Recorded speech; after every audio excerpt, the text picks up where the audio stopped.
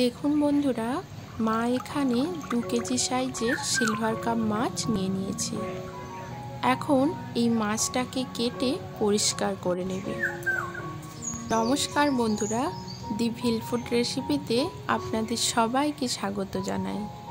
আজ আবারও একটা নতুন রেসিপি নিয়ে চলে এসেছি আমরা। আজকের রেসিপি সিলভার কাপ মাছের কারি। এই মাছের ঝোলটা খেতে খুবই সুস্বাদু হয় আর রান্না করাটাও খুবই সহজ। ভিডিওটি স্কিপ না করে শেষ পর্যন্ত দেখার অনুরোধ রইল। আশা করি আপনাদের ভালো লাগবে। ভালো লাগলে লাইক করবেন ও প্রচুর শেয়ার করবেন। আর আমাদের চ্যানেলটিকে সাবস্ক্রাইব করে পাশে থাকা বেল আইকনটা প্রেস করে অল অপশানে ক্লিক করবেন। তাহলে যখনই কোনো নতুন রেসিপি আসবে সবার আগে নোটিফিকেশন আপনাদের কাছে পৌঁছে যাবে।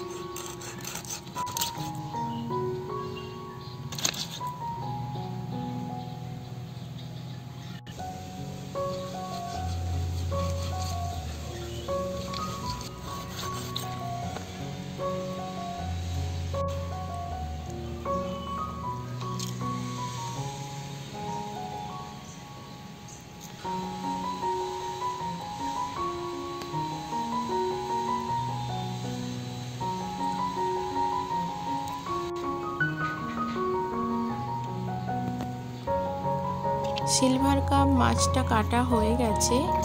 এখন ভালো করে জল দিয়ে ধুয়ে নেবে। ধোয়াটা আর দেখালাম না। এখন দেখুন বন্ধুরা, রান্নাটা করার জন্য আমি এখানে 4 পিস মাছ নিয়ে নিয়েছি। এরপর 1 চামচ হলুদ, অল্প একটু নুন,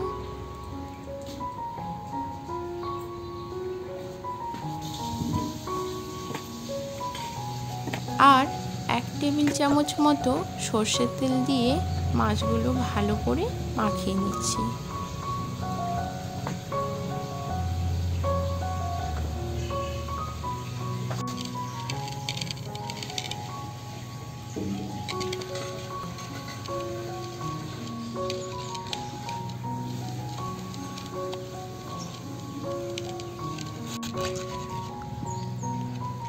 এরপর একটা পাত্র ঢাকা দিয়ে প্রায় 10 মিনিট মাছগুলোকে রেখে দিচ্ছি।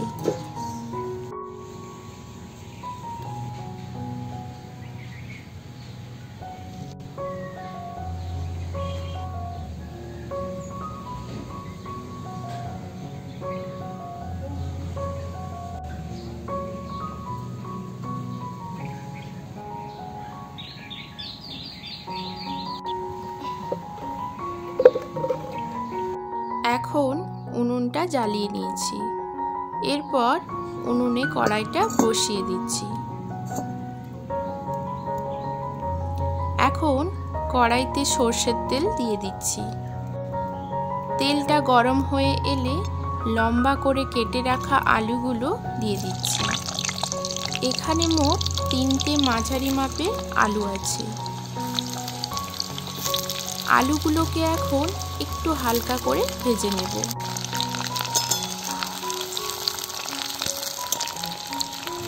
আর আলুগুলোতে সামান্য একটু নুন দিয়ে দিচ্ছি, যাতে আলুগুলোতে নুন ভালো করে ঢুকে যায়।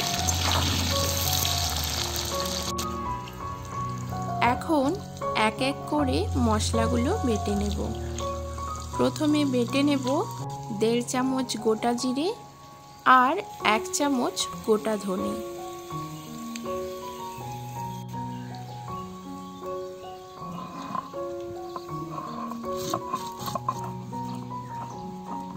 এদিকে আমার আলুগুলো ভাজা হয়ে গেছে।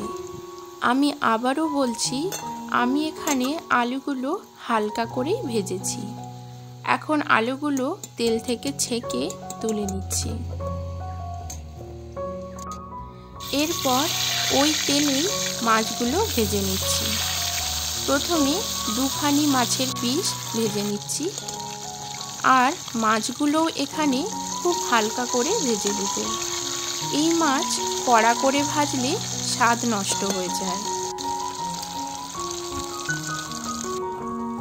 আমার জিরে ও ধনে বাটা হয়ে গেছে।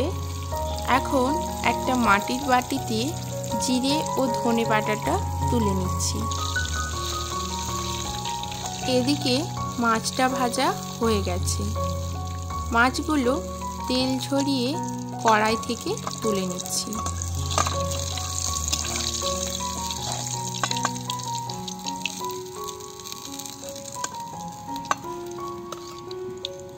এরপর আবারও 2খানি মাছ একইভাবে ভেজে নিচ্ছি।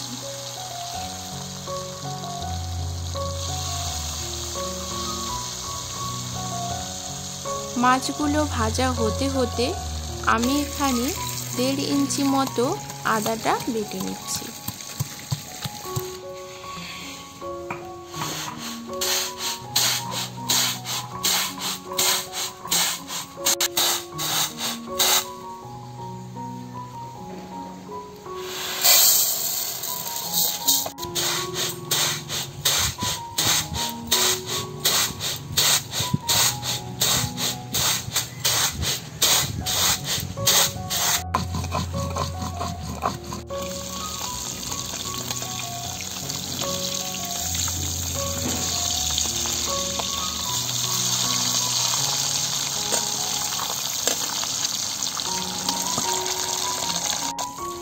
আদাটা বাটা হয়ে গেছে।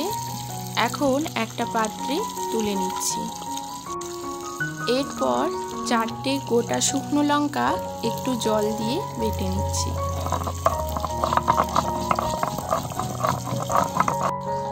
গোটা শুকনো লঙ্কাগুলো বাটা হয়ে গেছে। এখন একটা পাত্রে তুলে নিচ্ছি। আর দেখুন বন্ধুরা, মশলাগুলো বাটতে বাটতে এদিকে মাছগুলো ভাজা হয়ে গেছে। এরপর এই মাছ ভাজা তেলটা একটুখানি কমিয়ে দেব। তারপর এই তেলেই বাকি রান্নাটা করব। প্রথমে এই তেলেই 2টো চেরা কাঁচা লঙ্কা দিয়ে দিচ্ছি। এরপর দিচ্ছি 2টো তেজপাতা। কাঁচা লঙ্কা ও তেজপাতাটাকে একটু গরম তেলে নাড়াচাড়া করে নিচ্ছি। এরপর দিচ্ছি 2টো মাঝারি মাপে পেঁয়াজ কুচি।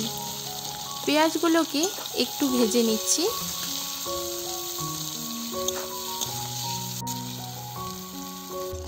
দেখুন বন্ধুরা, পেঁয়াজটা হালকা ভাজা হয়ে গেছে। এই সময় দিচ্ছি আদা বাটা। আদাটা ভালো করে মশলার সাথে মিশিয়ে নিচ্ছি। এখানে আদাটা কিন্তু হালকা করেই ভেজে নেব। এখন বেটে রাখা জিরে ও ধনে বাটা দিয়ে দিচ্ছি।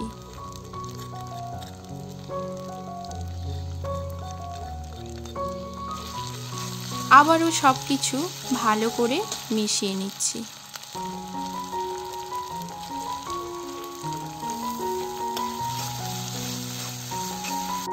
এরপর দিচ্ছি 1 চামচ হলুদ গুঁড়ো। আবারও সবকিছু ভালো করে মিশিয়ে নিচ্ছি। এরপরে দেব গোটা শুকনো লঙ্কা বাটা। আবারও সবকিছু ভালো করে মিশিয়ে নিচ্ছি।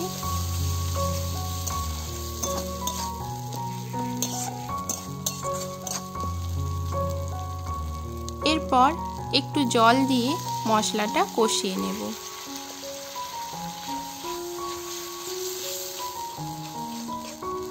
এখন একটা মাঝারি সাইজের টমেটো কুচি দিয়ে দিচ্ছি। আবারও একটু মশলাটা কষিয়ে নিচ্ছি।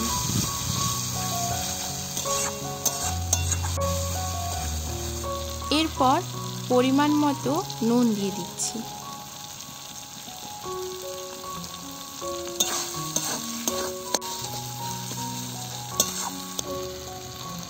আবারও একটু মশলাতে বাটি ধোয়া জল দিয়ে দিচ্ছি।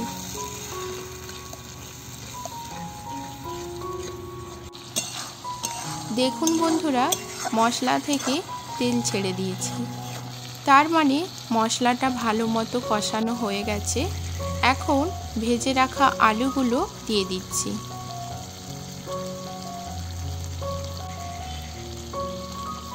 আলুগুলো মশলার সাথে ভালো করে কষিয়ে নিচ্ছি।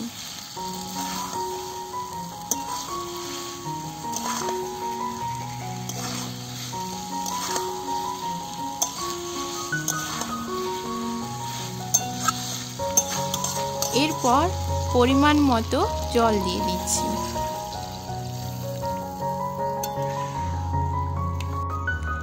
এখন এই ঝোলটা ফুটে আসার অপেক্ষা করব। ততক্ষণ আমি আমাদের বাড়ির জমি থেকে ধনেপাতা তুলে নিয়ে আসছি।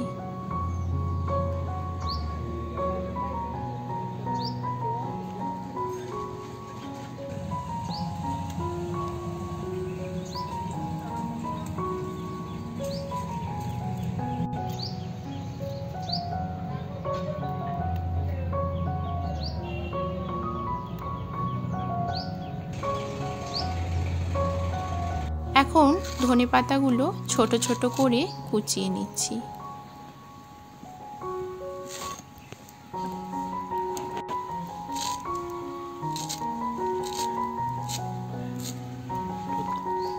তারপর জলে ধুয়ে নিচ্ছি।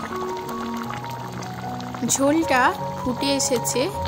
এখন ভাজা মাছগুলো এক এক করে ঝোলে দিয়ে দেব।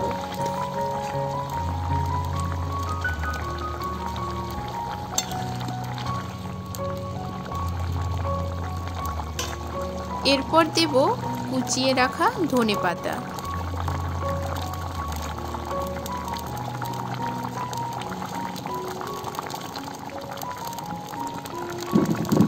এরপর আরও প্রায় 2 থেকে 3 মিনিট ঝোলটা ফুটিয়ে নেব। আলুগুলো সেদ্ধ হয়ে গেছে। আমাদের মাছের ঝোলটা তৈরি হয়ে গেছে। আর এই মাছের ঝোলটা খেতে দুর্দান্ত হয়েছে। আর এই দুপুরবেলা এই রকম মাছের ঝোল দিয়ে গরম ভাত খেতে কী যে ভালো লাগে, না বানালে কিন্তু বুঝতে পারবেন না। আপনারা অবশ্যই এই রেসিপিটা বাড়িতে ট্রাই করবেন।